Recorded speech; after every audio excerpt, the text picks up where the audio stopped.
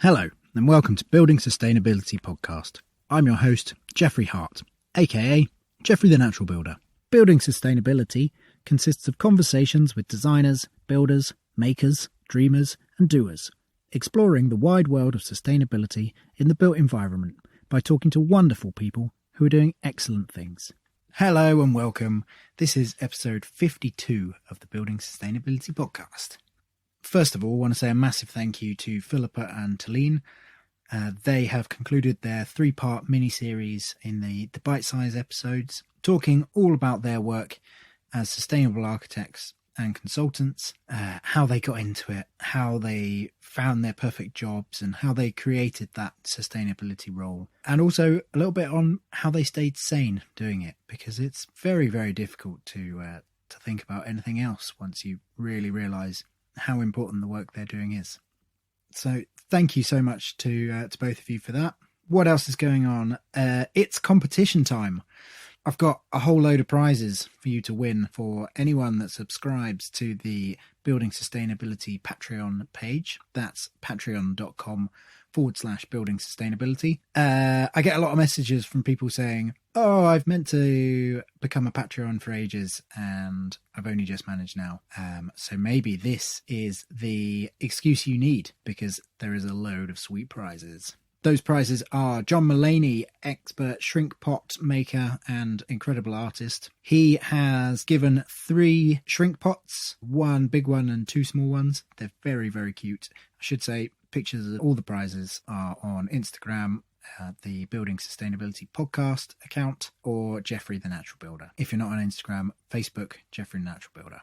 Who else? Dave Cockcroft. So Dave Cockcroft has given 2 spoons, 2 lovely, lovely eating spoons. They feel so good in the hand.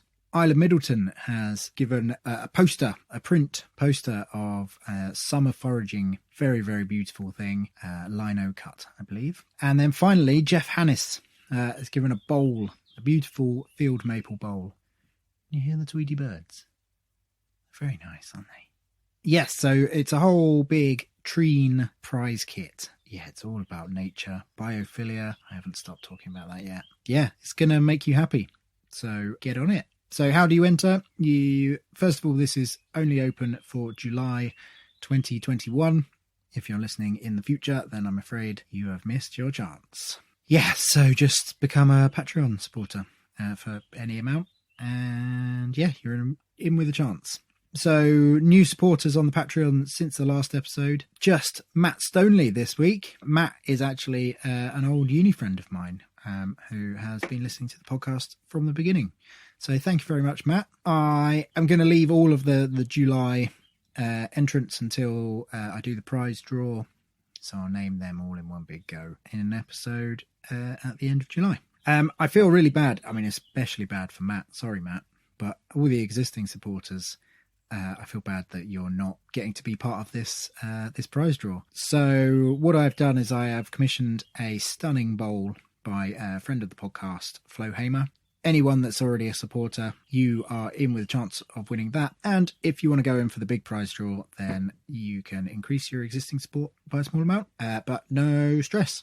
It's up to you. As always, if you go for the higher tier, then you get a hand-carved wooden spoon from me.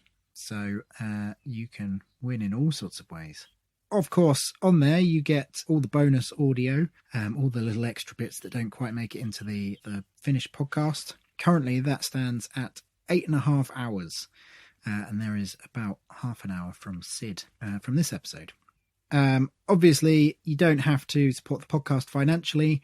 Any sharing of the episodes is massively appreciated.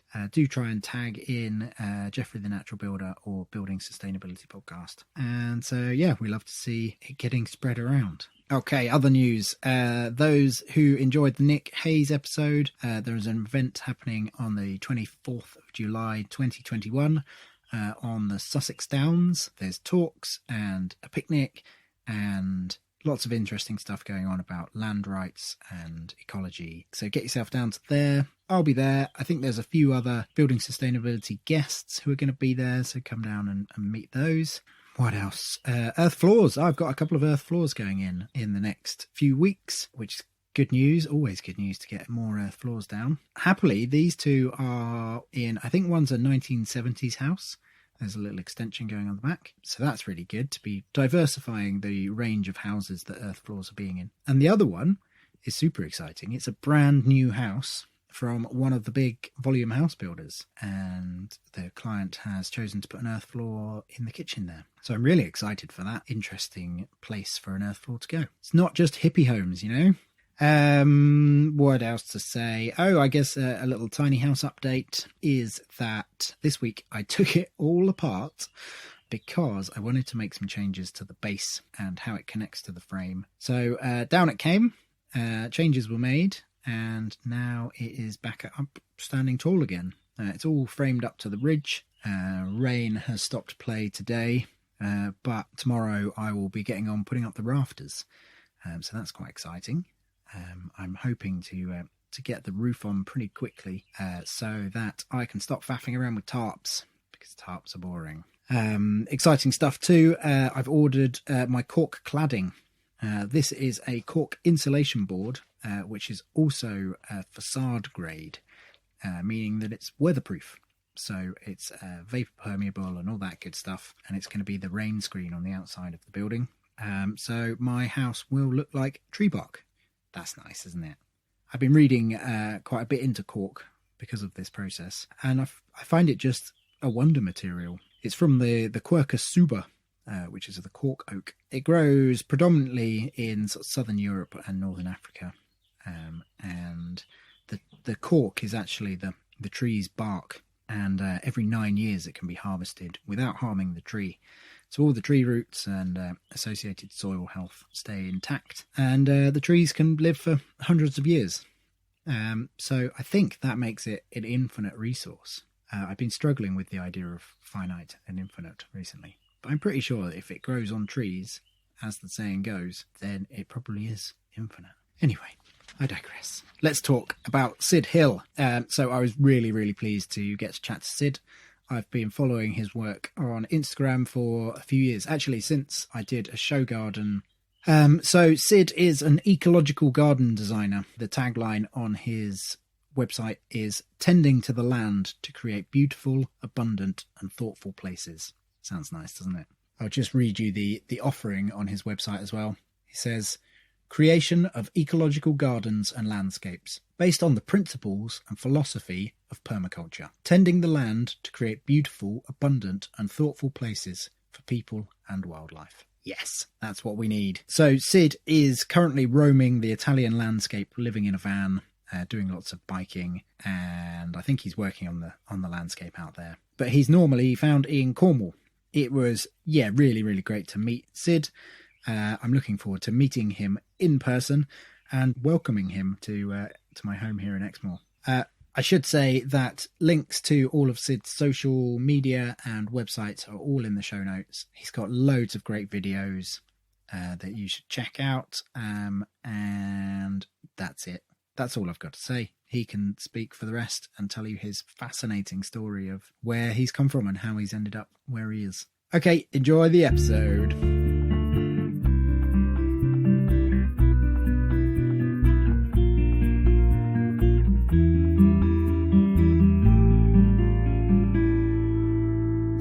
My route into landscape design and landscaping and sort of regenerative fields is one from permaculture. I was home educated, and instead of learning academic subjects, I learned about permaculture. I grew up on a small holding where we grew a lot of our own food, lived off grid, built our house, had really incredible ecological landscapes that were producing food for us. So instead of spending my time in a classroom, I was out in the landscape learning how to process food, building our house, and learning really practical skills on how to live. And when I came to an age ready to go to college, I quickly found out you couldn't do this at college. Yeah. I had to try to design my education down a permaculture route, but there was no academic way to study permaculture at college and at university. So instead of studying permaculture, I went into horticulture and landscape design, whereas I've actually throughout my life, I've really been interested in the broad subject of sustainable living and regenerative practices. But the reason I went down the route of landscape design is because within the field of landscape design, I can follow all of these different routes of sustainability that I like. Because as a designer and one of landscape, that includes the biological sciences and ecology, hydrology, geology, building, social sciences, art, soil science. It includes so much stuff. So what I found was this was a means I could explore all of these different subjects in sustainability and regenerative practices within my work.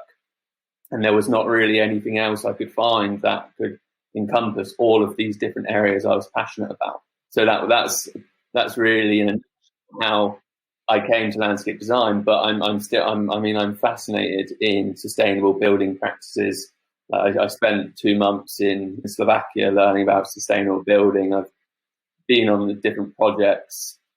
So when I say I give myself like lots of different titles, I can never really make up my mind because I'm really a avid and passionate learner and just want to learn as much as I can about how we can live on the landscape and on this planet as sustainably and regeneratively as possible. Excellent. I'm intrigued to know how you found like your college courses. That must have been like quite well. What I imagine is there was quite a lot of ideas that probably butted up against like the permaculture thinking ways of doing things. Definitely. I found it quite difficult, especially coming from growing up as being home educated. My parents' philosophy of education was one of allowing us kids to find our love for learning and find our interests, and then to support us along that route. So they didn't actually ever force anything on me. They didn't tell me how to learn. They didn't tell me to do much, really. They allowed me to find what I was passionate about. Whereas in most academic fields and education, it's very much telling the student or putting them in these boxes of what they can learn and what they can do.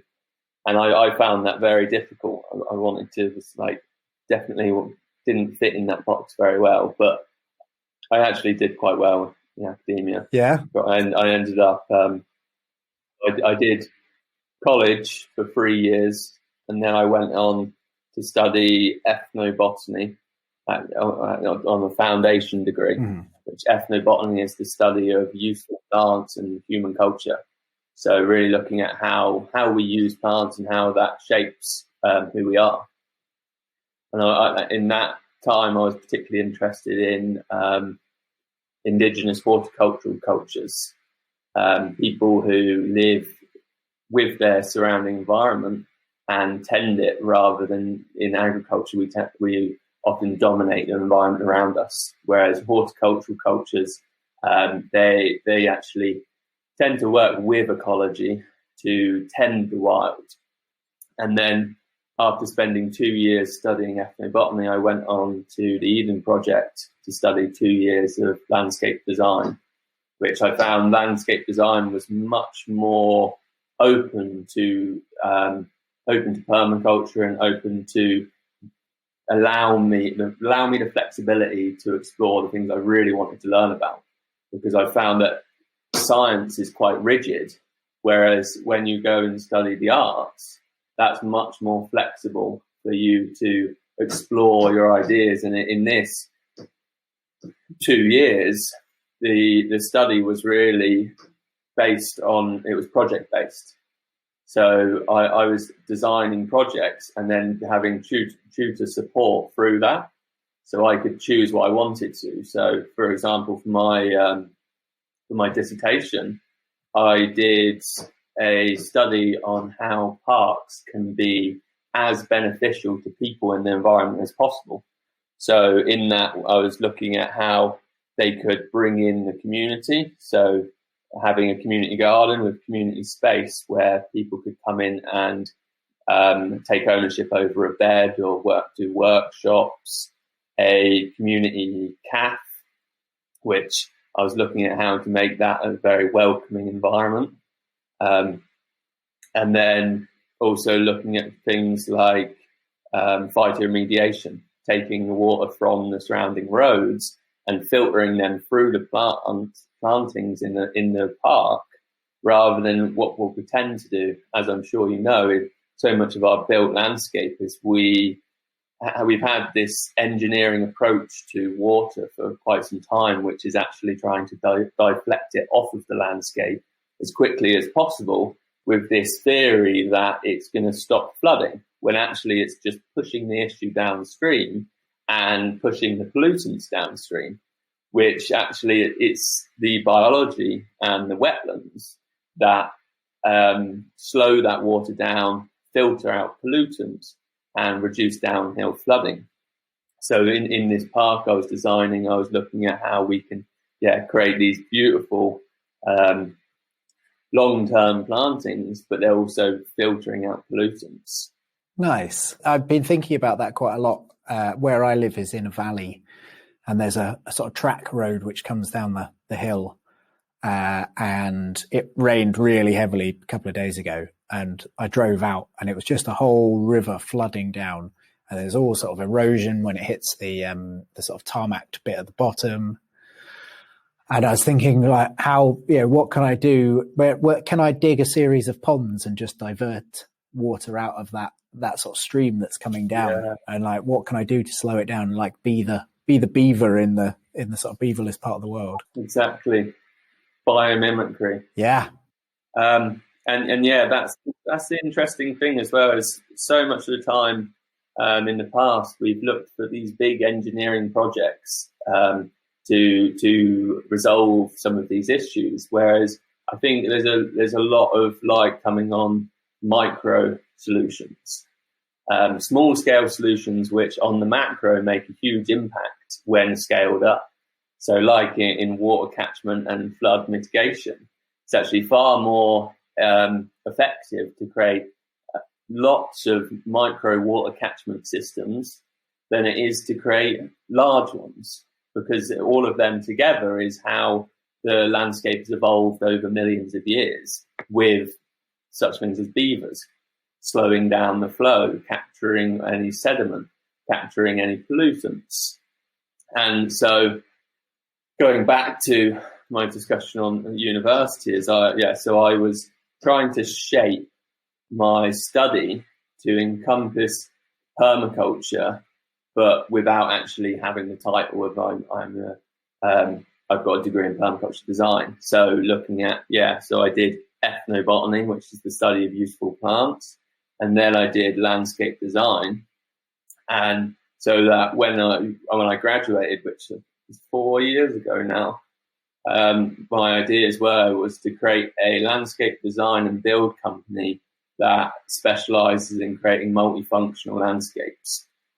And in that is because since I was a child and looking at a lot of the permaculture landscapes people were creating, is when you look close at them, they were incredible, the detail of functions and regenerative practices involved, but so much of the time they lack the beauty, the aesthetics and the wow factor in them, so that whoever saw that landscape and they weren't already converted, already had the permaculture lens, they would see it as sort of a mess.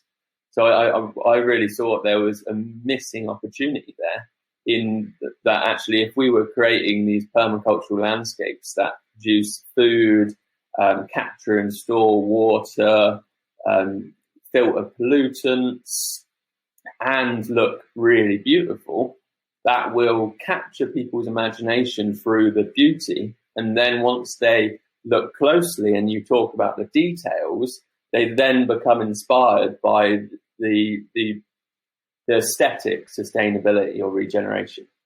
And this is what I've found so much in my work is like people really value a beautiful image of something. And that's usually what captures their imagination. When I was starting out on social media, I was sharing these really interesting pictures of, let's say, edible forest gardens or some sort of regenerative practices, and they wouldn't get many likes. And then I remember I created a wildflower meadow, and I took a picture, and they almost go viral. People love it. People share it, and it's because of the aesthetics in it. So I just thought that was such a key aspect of how we can use the arts to inspire people for a regenerative future. Yeah, I think that's fantastic, and that feels like it's sort of the landscape version of what I'm doing with building, in that it's almost like sneaking the good stuff in the back door. It's like I try and create buildings which don't look like that Hobbit, permaculture style, which, a lot of people absolutely love, but a lot of people, I think, they see it as a barrier. Like they can't get past that aesthetic. And so by creating for me, a home that's quite conventional looking, but made of these super incredible natural materials, I can just say that's a home. By the way, it's doing all these incredible things. I've hooked you in. So yeah, I feel like we're approaching the issue in the same way. Yeah, so now I've been, for the last 4 years, been running my landscape design and build company. And yeah, it's gone very well. I've done some interesting projects, and I'm sort of coming to now mainly specializing in plantings, because what I've found is when you start a business, there's a lot of sort of influence to carry on building a business, offer all of the services you can, employ people, carry on growing, get bigger and bigger. And what I've found is that, yeah, it's good for business, but does that cultivate a good health, happiness, or community for the people in the business? Most often I find it doesn't. And the pattern I've seen in so many people is that when they start becoming economically successful in business, quite often that sacrifices their happiness and their friendships, their health. And their morals sometimes. Exactly. Quite often, yeah, what is good for business isn't good for all of these other things. And it's a big pressure in our culture. I constantly battle with myself, feeling like I should be taking on more work, taking on bigger jobs, employing people. And it even comes up in your conversations a lot. Like what I find a lot when I'm talking to loved ones or friends, they say, Sid, now you're doing so well, surely you can take your hands off the tools. You can just manage people. And well, I'm not sure that's going to make me that happy. I actually started this because I'm passionate about creating things. And then, like what I think you said you experienced, is then you're not creating things, you're just managing people. Mm-hmm. So what I'm trying to do now, and over the last 2 years, my business has done very well. So this summer, I'm taking 3 months off, and I'm touring around Italy, exploring wild landscapes, bike packing, doing a bit of the van life. And the idea is hopefully it will knock my business back a bit so that I don't have so much pressure, and people expect that I'm not just a business. I'm a human being, and I need my time. Yeah, I think that works well with the autoresponder idea. Yeah. I do think having an auto-response, always saying you're out in the landscape or out in the garden and you'll get back to in due course is a wise move. And I think people's perception of business is changing, and their values of what a business is, because people have been sold this face of corporations for so long that people don't buy into that so much anymore. They want to know the story and the individuals behind the business.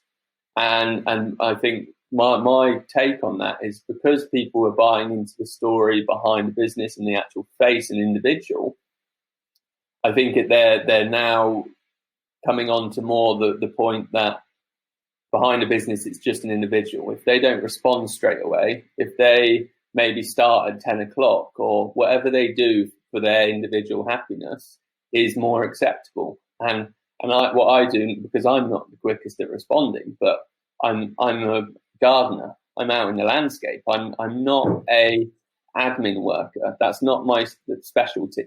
So I straight away when I start the relationship with clients is I usually say to them, look, I might not respond straight away, but if it's something important, get back to me and I will respond.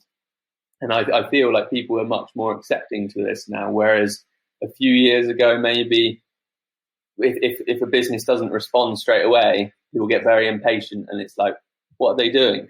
They're obviously not very professional. Well, I think, there's definitely, well, it seems like there's two tracks. There's like the mega conglomerate type businesses, which they're going completely the opposite way, and we're open all the time doing all of this. And then there's that sort of niche, like cottage industry type, where the people that like that really like to know the story. They like to know that they're dealing with real humans, people that are knowledgeable and excited about the thing rather than, just paying their wage. Definitely. And that's the sort of clients I take on. Yeah. Well, that's an interesting question then. I want to know like what sort of people your clients are.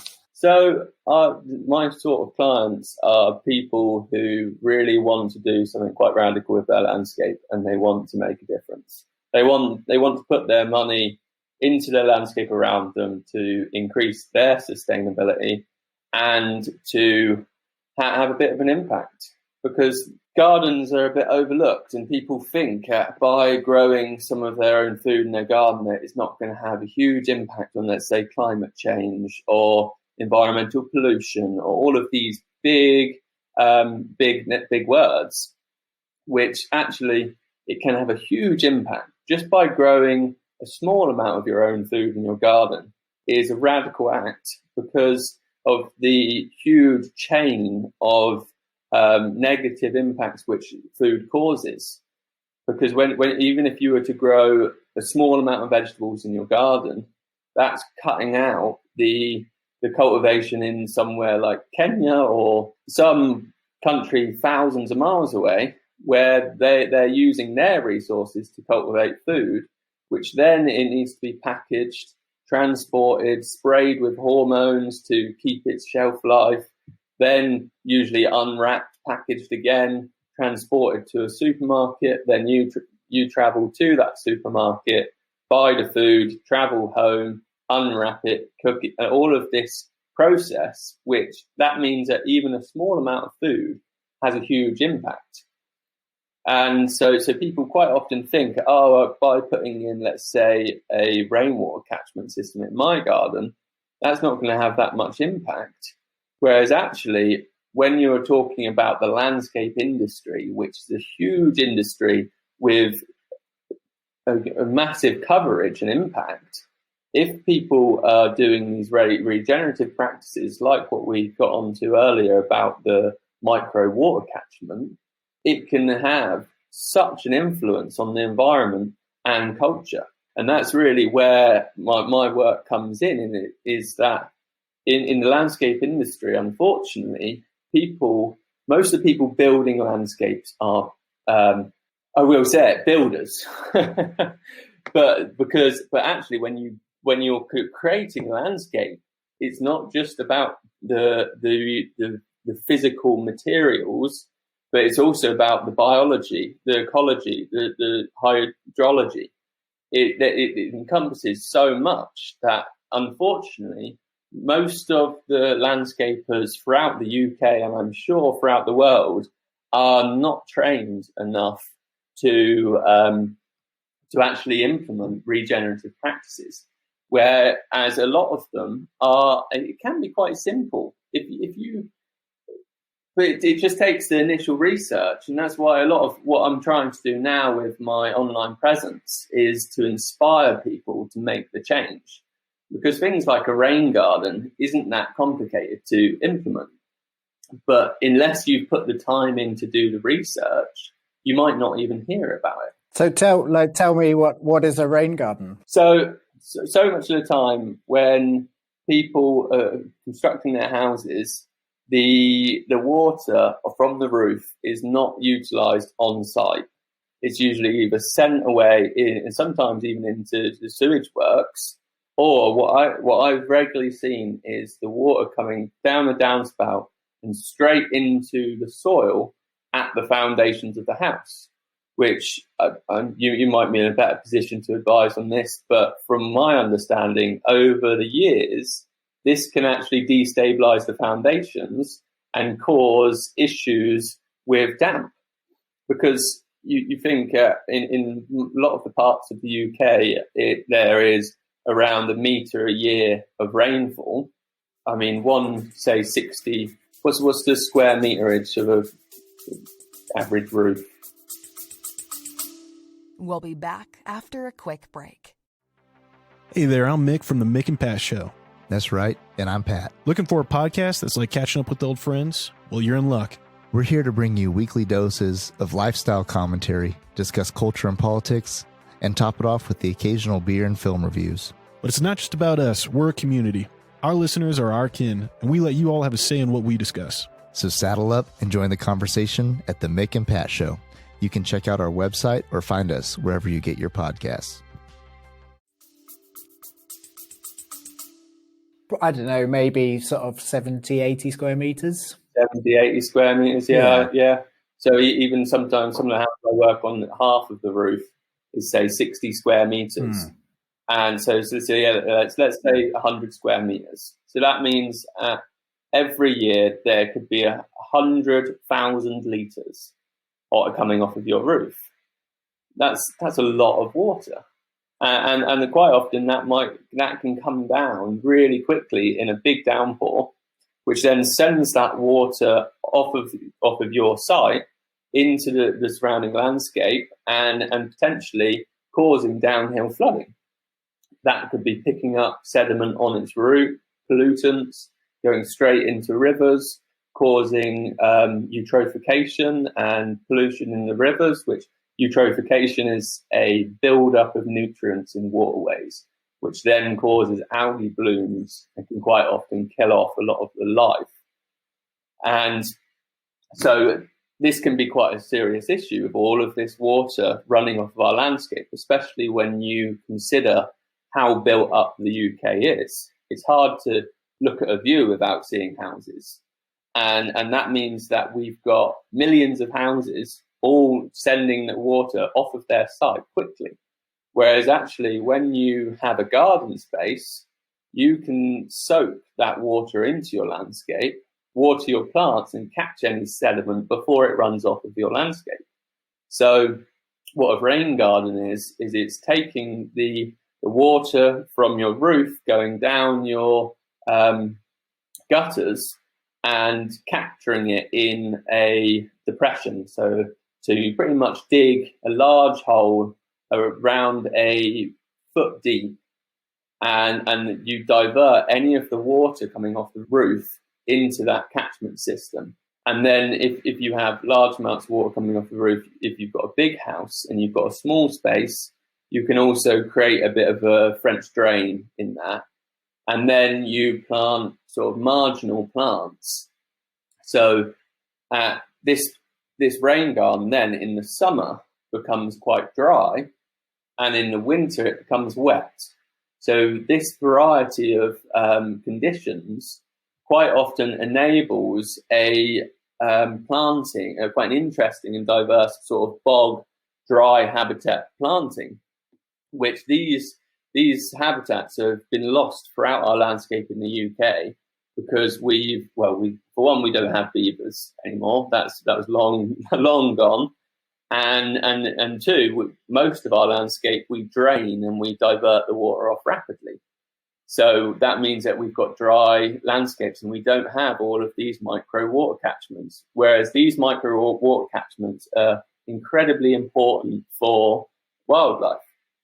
So that means that just by we're taking a problem of flooding, eutrophication and pollution and wastewater treatment, and we're capturing that on our site, filtering it, watering plants. We could even be producing food as well, because there's no reason these rain gardens on our site can't be planted with edible plants. Things like Persicaria distorta, a great perennial vegetable and salad crop, and that actually thrives in these wet and dry conditions. And then so we're supporting plants and ourselves from what is could be a serious issue. Fantastic.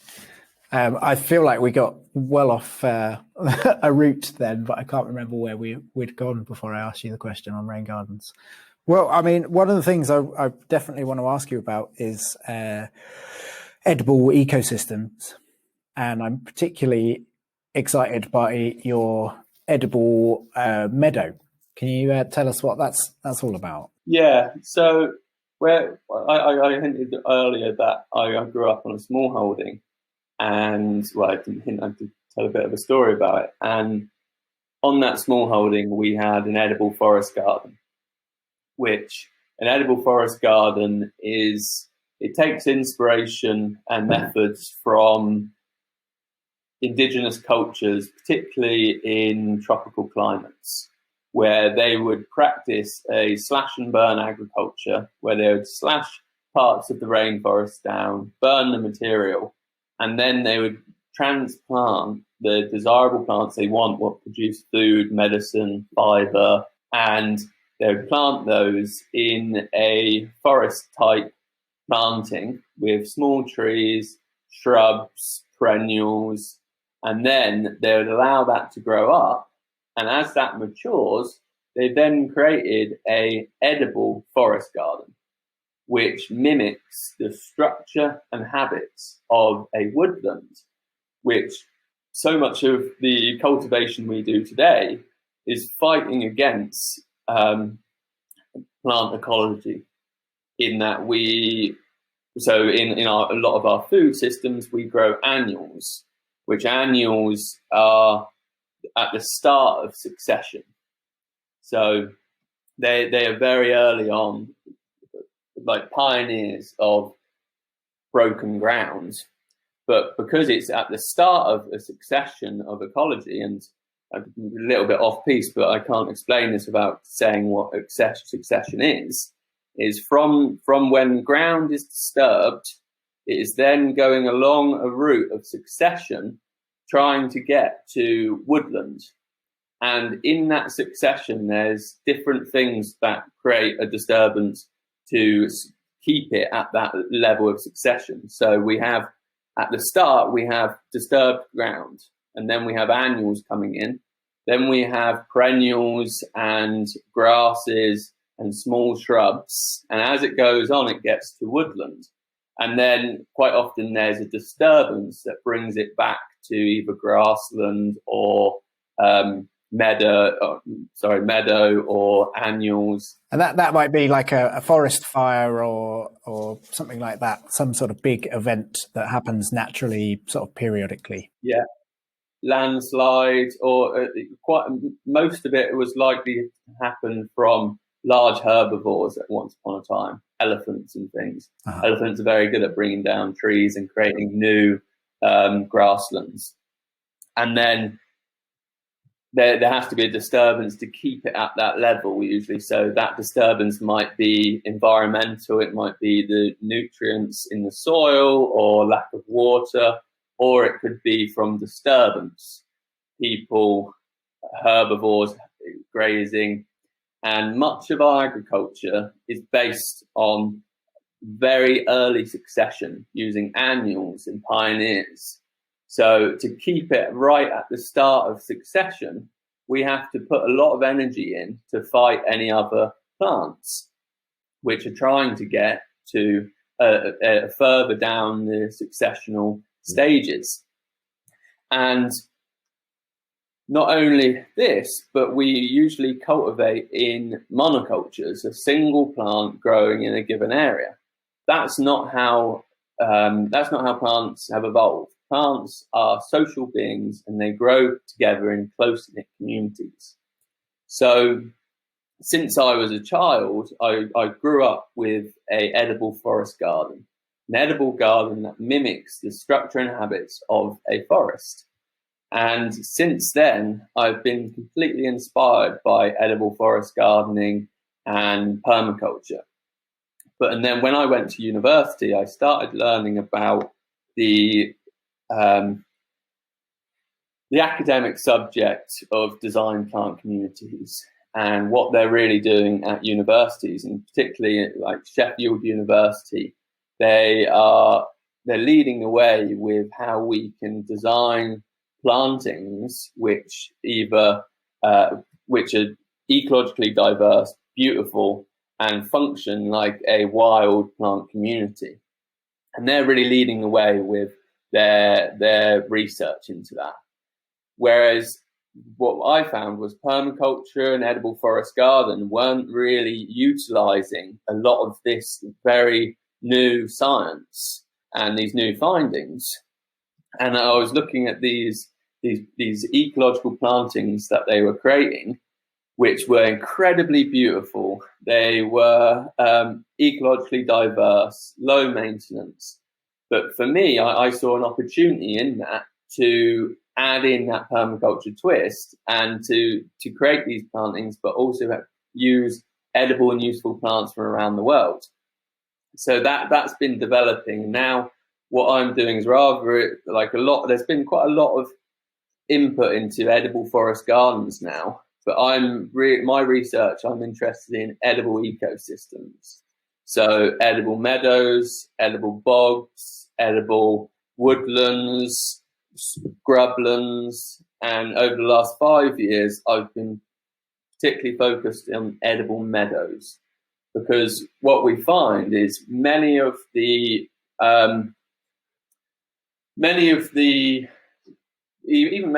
horticultural like perennials we use in our ornamental gardens, lots of them have edible uses.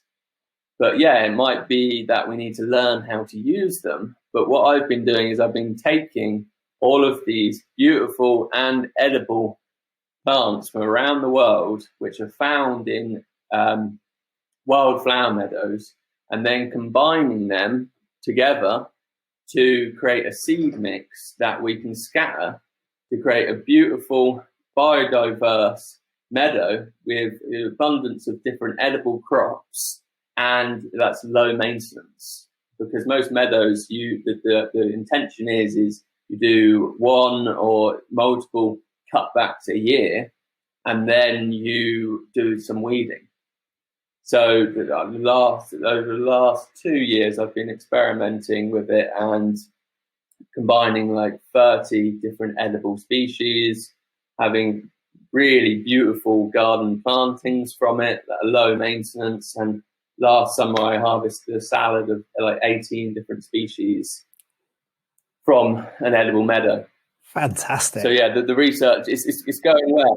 Nice. I mean, that sounds utterly fantastic. I live in a sort of in this little clearing, and I've been noticing how, if I scythe, then I don't get any of the the nice flowers. I don't get any of the sort of pollinators coming in. And then next to that, I'm growing my veg garden, and to think that I could just I could add in an edible meadow and have that be part of my veg garden. What I found is it does require quite a lot of skill.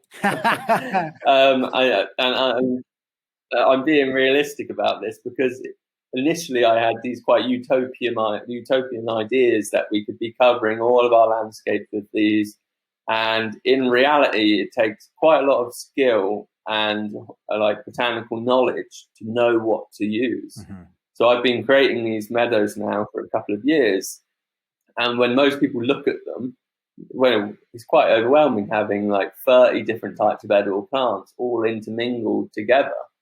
And actually what you either need to be a avid like chef and plant or a food enthusiast, or it just takes a long time to learn plant by plant. But in this approach, it's like foraging. And there's this, even in our native species, when you look at a wildflower meadow, there are so many different edible and useful plants that are incredibly nutritious and good crops if you know how to cook with them. And the more my research develops, is I've realized that wildflower meadows have been an intrinsic part of our culture here in the UK for like thousands of years. We've been wild harvesting the plants. We've been grazing. We've been using the plants from meadows for medicine and crafts and dye. And lots of this has been forgotten. With my research, what I've found is there's a culture in Vancouver, Canada, that for thousands of years, they have been cultivating wildflower meadows for camassia bulbs. And camassia bulbs are a high starch bulb that can be used much like a potato after a longer cooking. And this was actually a staple crop for them. And when you look at these camassia meadows, they're incredibly beautiful. And what I found is, because edible forest gardening and sort of tending woodlands for our sustenance is quite a well-researched and documented practice from indigenous cultures around the world, whereas edible meadows and cultivating wildflower meadows isn't very much documented. And I believe a part of that is about the time scales involved, because if you leave a wildflower meadow without the disturbance, it turns to woodland quite quickly. If you leave a woodland without disturbance, it can go on for hundreds of years. And so I believe that many of the practices of cultivating wildflower meadows for our sustenance have been lost through the generations. And I really want to revive that, because I think there's a lot of potential in cultivating these diverse herbaceous vegetations for our food and medicine. Great. I want to go on your seed mix. Yeah, I've had a lot of people contacting me, but it's not quite ready for distribution. Great. So I'm still researching it, and it's quite a complicated thing. But I do offer design and consultancy.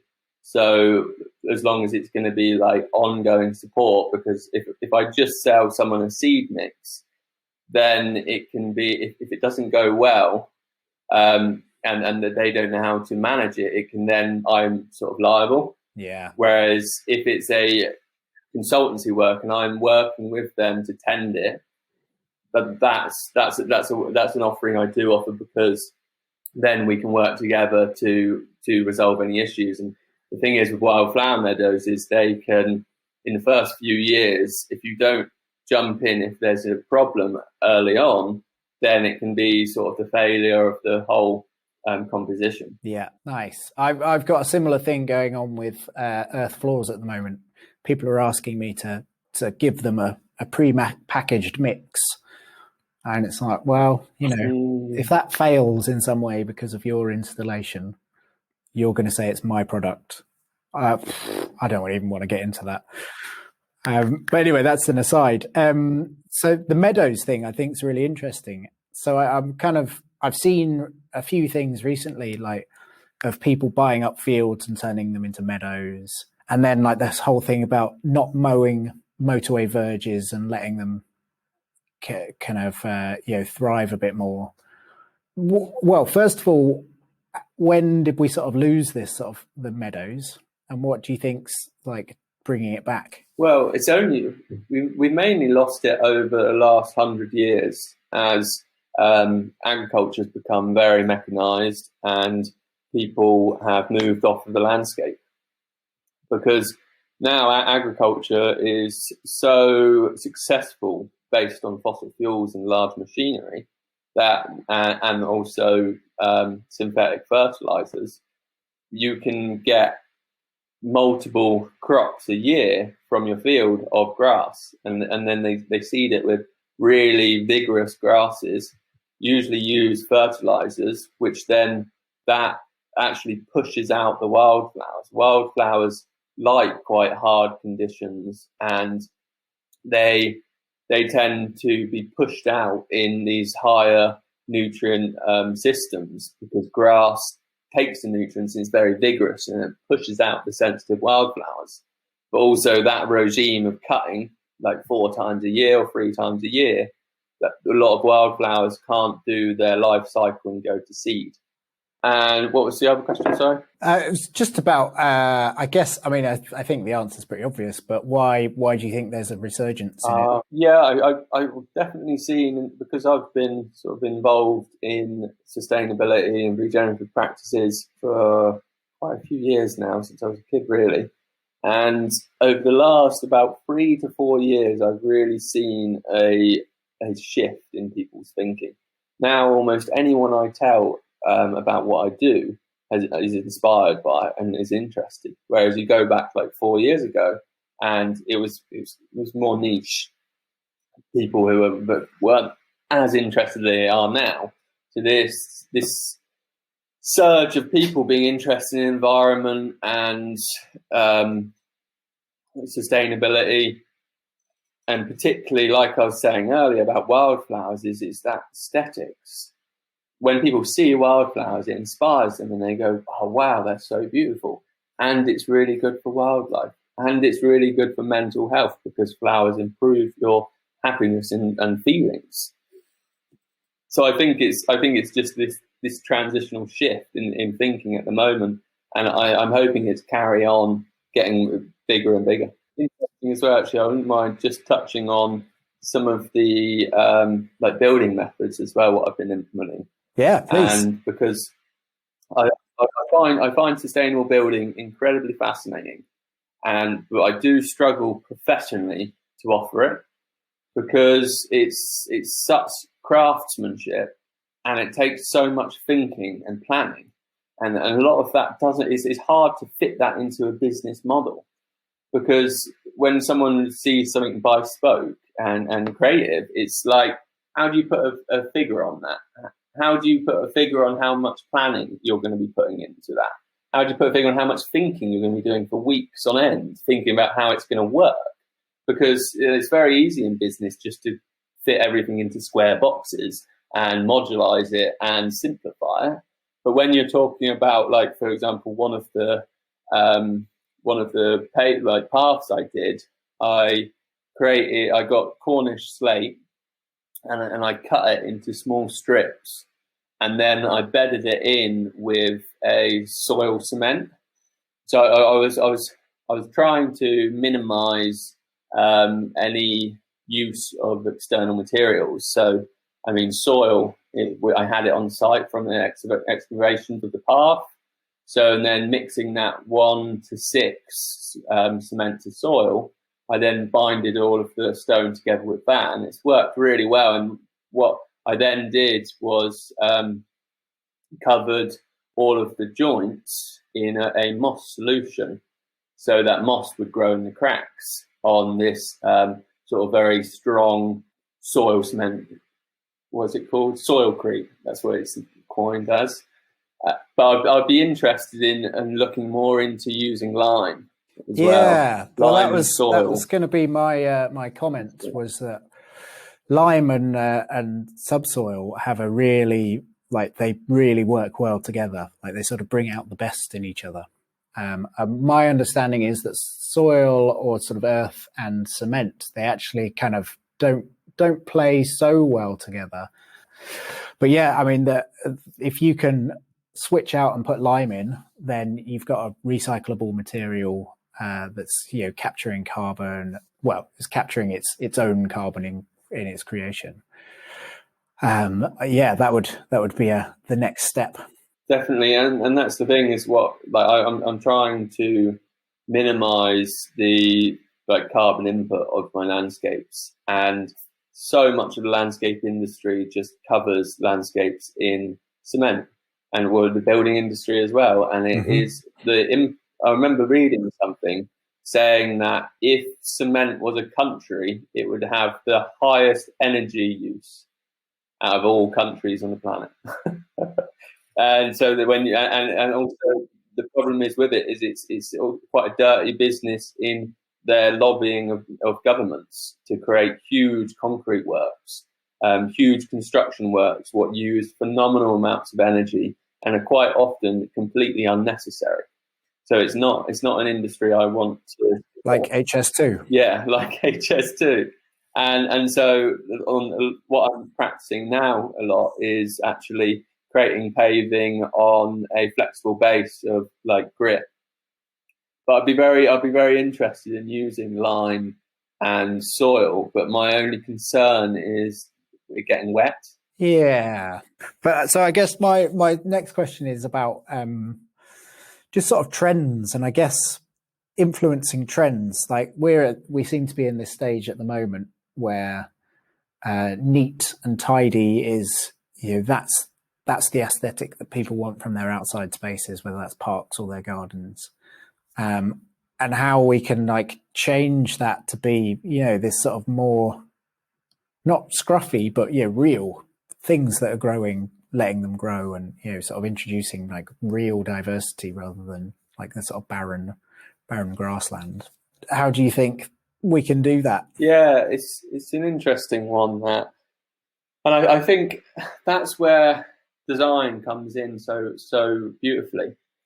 Is that then if we are to design spaces intentionally to be regenerative and sustainable, but to apply aesthetic design theory so they appeal to diverse range of people. So doing things, for example, like if you have a very wild space, or if you have a very rustic design in a building or construction, to have an orderly frame around it. So in the landscape, an example of that is having a wildflower meadow with a neat cut lawn or path next to it. And that quickly opens that up for a wide range of people to be inspired by it and to find it beautiful. And this is it's an interesting area as well, that because as a designer, what I've observed is, once again, there's this like spectrum of people, and on one end there's people who like very ecological and wild places, and that's me. I mean, if people saw my garden, they would be like, Sid, what's going on here? You're multi-award winning landscape designer, you've got a garden full of weeds. What's going on here, Sid? This is ridiculous. So on one end you have me, who likes really wild and untamely gardens, and then on the other end you have someone who likes their manicured outdoor space, which brings the indoors outdoors, and they hoover their lawn because it's plastic. And so you have this spectrum, and for me, it's interesting working with a wide range of people and assessing right from the start where they are on that spectrum. So then you can tie in the diversity and the wild as much as you can. So, for example, I created a wildflower meadow for a client, and in the winter, wildflower meadows can look quite messy, and I always try to encourage people to keep the dead material for as long as possible. So I put in some evergreen and quite contrasting colours so that they could accept that in the winter, accept the messiness more. And that's really how I see design coming into and promoting sustainability so beautifully, design and art. Oh, mate, yeah, perfect. I wanted to say, I want you to tell us about your bike for getting to work. Yeah. So for quite a few years now, I've been really struggling with my means of transport, because I practice sustainability in all parts of my life as much as I can, and it's what I'm passionate about. But yet doing like 10,000 miles a year in my van just didn't sit right with me. And living down in Cornwall, the logistics of having an electric van just doesn't work just doesn't add up. And the cost of it, and this idea of me living cheaper. So I've been really passionate in following the cycling gardeners sort of movement, where gardeners run their gardening business from a bike.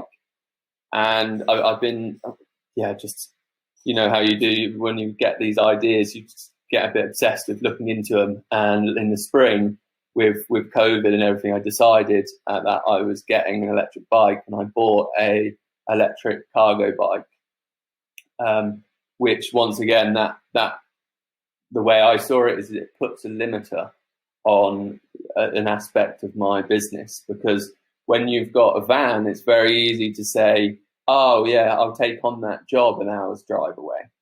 Oh yeah, I'll take on that job, which isn't something I usually do, and I'll buy new big tools. It's very easy for every time you go to each job to carry your whole tool collection with you, because it's subsidized by fossil fuels. But when you then get an electric bike, and over the last since the probably a bit before spring, late winter, I've had this electric bike, which has put a limiter on how far the clients are away from me that I take on, and it's meant I've had a complete reassessment of my tool collection, and I'm being much more conscious about what it is I take with me. What am I actually doing that day? What tools am I actually going to need? Just taking those tools, and as soon as you get on the bike, you realise, wow, I had that shovel, and it's like 3.5 kilos, and it was complete solid steel. and then as soon as you get on the bike, you realise that all of those tools you were carrying around, which are super heavy, actually, they weren't even necessary. But I haven't completely converted yet, because my business is still based on the model of vehicles.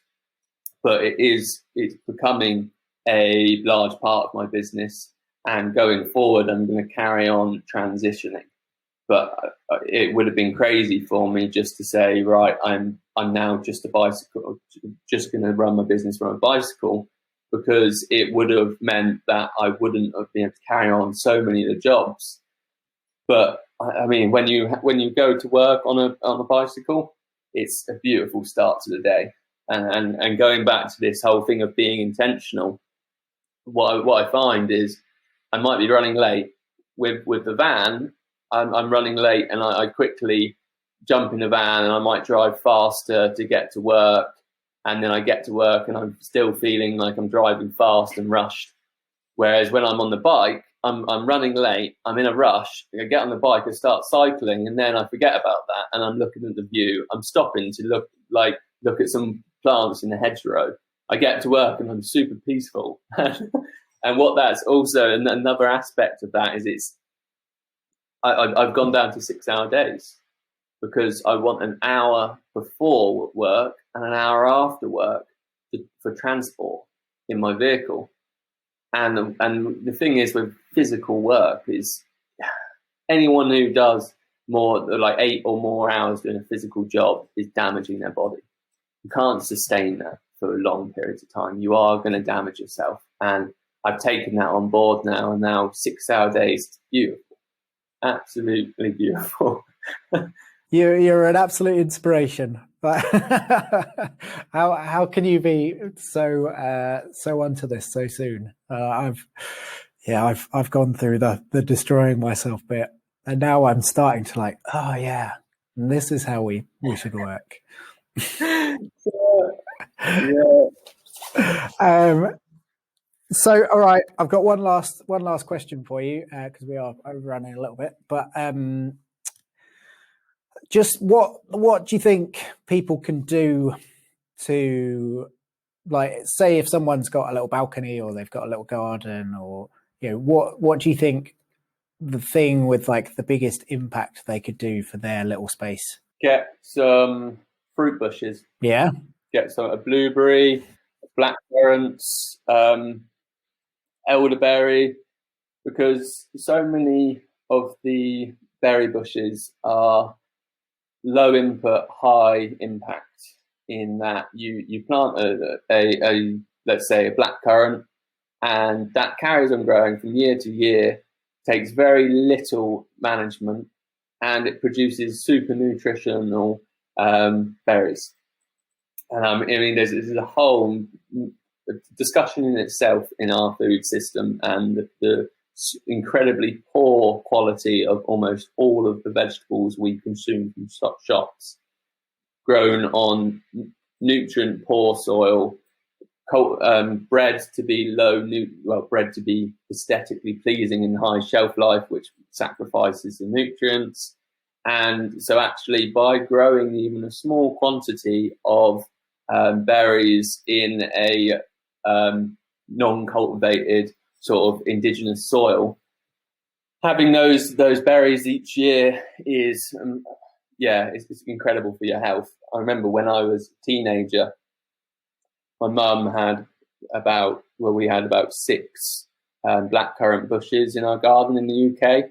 I grew up on a small holding and with my mum in like a cottage in Devon, and at my mum's place we had about 6 blackcurrant bushes, and each year they would produce so many berries that I would make juice out of them, and that's your medicine. That boosts your immune system ready for, say, the winter months, so that you can fight any pathogens or viruses. So even if you've got a small space, if you were to grow a currant bush or a blueberry once a year, you can have a really incredible harvest. But the beautiful thing about most currant or fruit bushes is most of them take from cutting incredibly easy. So if you take a pencil-sized cutting of a blackcurrant bush and you stick it in a pot, that will probably about 70 or 80% of them will grow. Then you can give that to a friend or family member to inspire them to do some growing. And this, even just growing one plant for food, creates that connection with the natural world, which changes your mindset. And might be off a bit of a tangent here, but so in the culture we live in today, most people get upset when a famous person they perceive to know dies. Even though they've never met them, they get very upset. Whereas if a native plant around them becomes extinct, they usually don't know. They don't care really if they do know. And so what that means is we are disconnected from the plants and the environment around us. Whereas if you grow, let's say you grew up with an apple tree in your garden and you were super fond of this apple tree and the apples it produced. And when you were in your 30s, apples became extinct. You would care about that. And not only that, but from that experience as a kid, caring about and getting food from that plant, that actually has a huge impact on how you perceive the environment around you and plants. And it makes you care more about the systems we depend on, the natural systems we depend on for our lifeline. So yeah, that in a nutshell, that's why I would recommend someone to grow grow some food in their small space.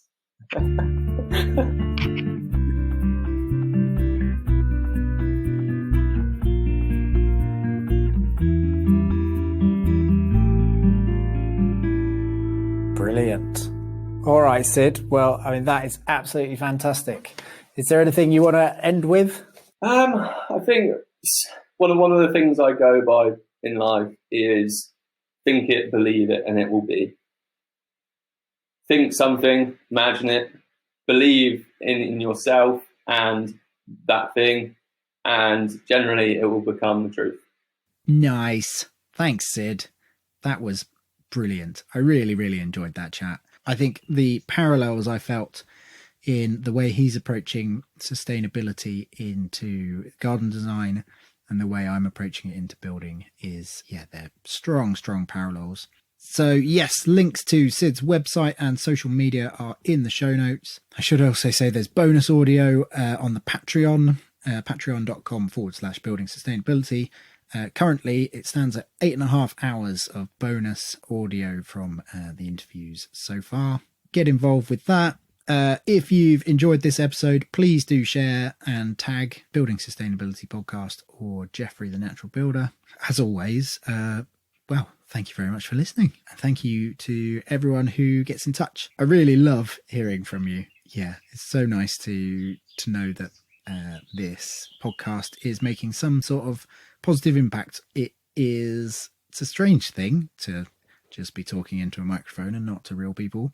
So yes, the feedback is greatly received. Thank you. The next episode is coming soon to make up for the one I missed.